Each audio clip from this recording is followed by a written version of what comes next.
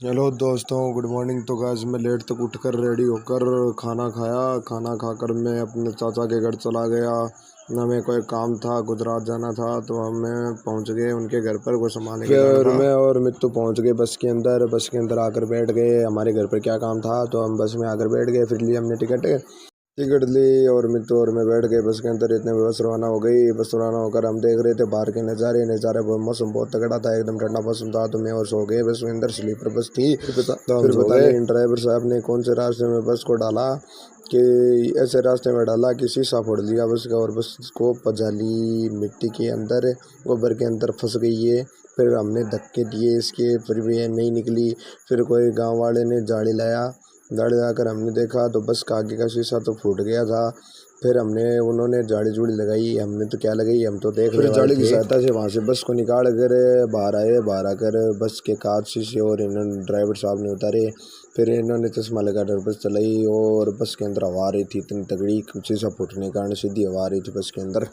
साथ पता नहीं है, मैं कहीं पर भी जाता हूँ तब ऐसा होता ही है कि कोई न कोई नुकसान हो जाता है किसी न किसी का। पता नहीं है मेरा है या पता नहीं किसका है। और फिर ये मित्तू सो गया, साथ पास वाली स्लीपर खाली थी।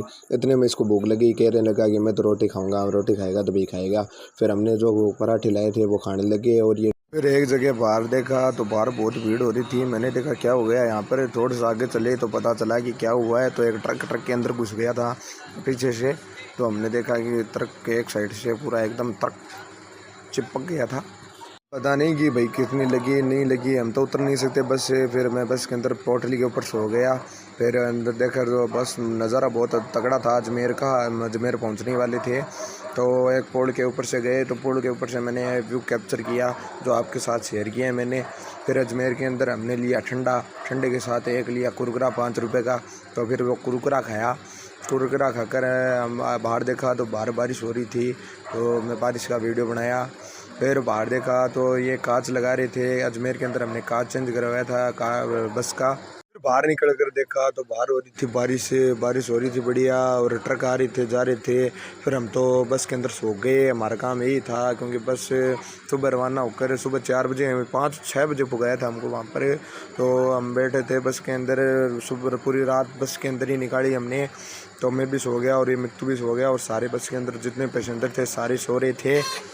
बाहर देखा तो बस के अंदर पूरी लगातार बारिश हो रही थी, और हम गए एकदम बस के अंदर बैठे थे और क्या कर रहे थे, सो गए थे।